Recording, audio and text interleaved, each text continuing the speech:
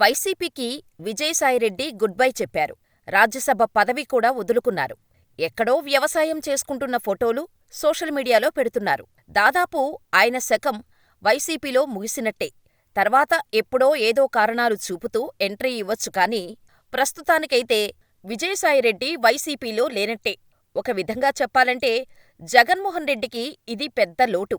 ఎందుకంటే జాతీయ స్థాయిలో ఏ చిన్న అవసరం పడినా ఇట్టే పూర్తి చేసేవారు విజయసాయిరెడ్డి. ఇప్పుడు ఆయన స్థానంలో వైసీపీలో ఆ పాత్ర ఎవరు పోషిస్తారు అన్న ప్రశ్న వినిపిస్తోంది. జాతీయ స్థాయిలో వైసీపీకి కేర్ ఆఫ్ అడ్రస్ కూడా విజయసాయిరెడ్డి. పార్టీ తరపున అధికారిక, అనధికారిక సమావేశాల్లో ఆయన పాల్గొనేవారు. ఇప్పుడు ఆయన పక్కకు వెళ్లిపోవటంతో ఢిల్లీలో కనిపించకుండా పోయారు. ఇప్పుడు ఆ బాధ్యతలను పెద్దిరెడ్డి కుమారుడు మిథున్ రెడ్డి తీసుకున్నట్టుగా ఉన్నారు. ఎన్నికల్లో వైసీపీ నుంచి 4 లోక్సభ సభ్యులుగా గెలిచారు. అందులో మిథున్ రెడ్డి ఒకరు. రాజంపేట పార్లమెంటు స్థానం నుంచి వైసీపీ అభ్యర్థిగా పోటీ చేసి మాజీ సీఎం కిరణ్ కుమార్ రెడ్డిపై గెలిచారు. కడప ఎంపీగా అవినాష్ రెడ్డి సైతం గెలిచారు. తిరుపతి నుంచి గురుమూర్తి విజయం సాధించారు. అరకు పార్లమెంటు స్థానాన్ని సైతం వైసీపీ కైవసం చేసుకుంది. 4 లోక్సభ సభ్యులతో పాటు 11 మంది రాజ్యసభ సభ్యులకు కలిపి వైసీపీ పార్లమెంటరీ పార్టీ నేతగా వైవీ సుబ్బారెడ్డి పేరును ప్రకటించారు. లోక్సభలో వైసీపీ పక్షనేతగా మిథున్ రెడ్డి, రాజ్యసభలో విజయసాయిరెడ్డిని నియమించారు. టోటల్గా పార్లమెంటరీ పార్టీ నేతగా మాత్రం వైవీ సుబ్బారెడ్డి ఉన్నారు. అయితే అప్పటివరకు విజయసాయిరెడ్డి పార్లమెంటరీ పార్టీ నేతగా ఉండగా ఆయనను మార్చటంతోనే అసంతృప్తి ప్రారంభమైనట్టు తెలుస్తోంది. అయితే ఇప్పుడు జాతీయ స్థాయిలో విజయసాయిరెడ్డి లేని లోటు స్పష్టంగా కనిపిస్తోంది.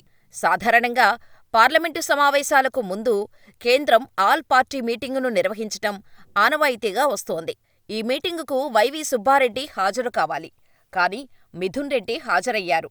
ఏపీకి రావాల్సిన నిధులు, ప్రాజెక్టుల గురించి ప్రస్తావించినట్టు చెప్పుకొచ్చారు. ఇలా గతంలో విజయసాయిరెడ్డి ప్రకటించుకునేవారు.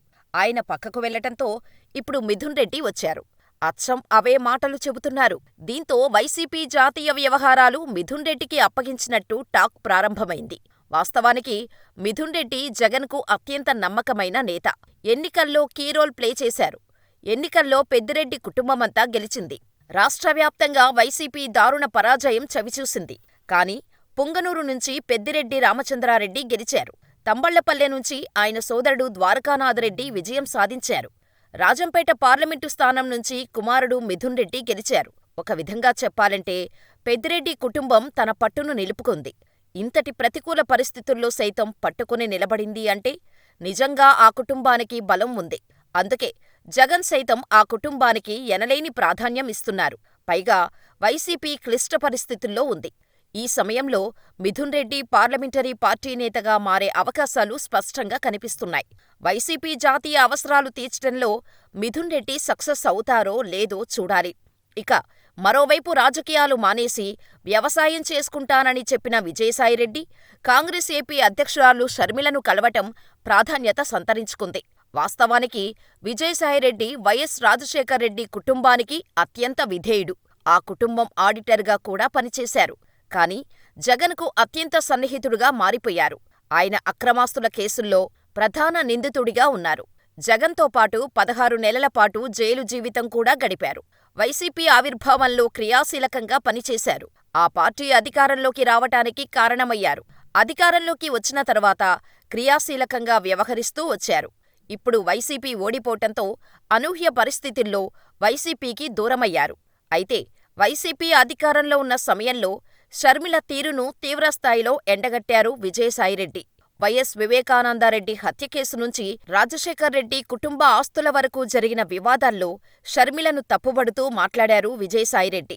అన్ని విషయాల్లో జగన్మోహన్ రెడ్డికి అండగా నిలబడ్డారు. షర్మిలకు వ్యతిరేకంగా మాట్లాడారు. తీవ్రస్థాయిలో పదజాలాలను కూడా ఉపయోగించేవారు.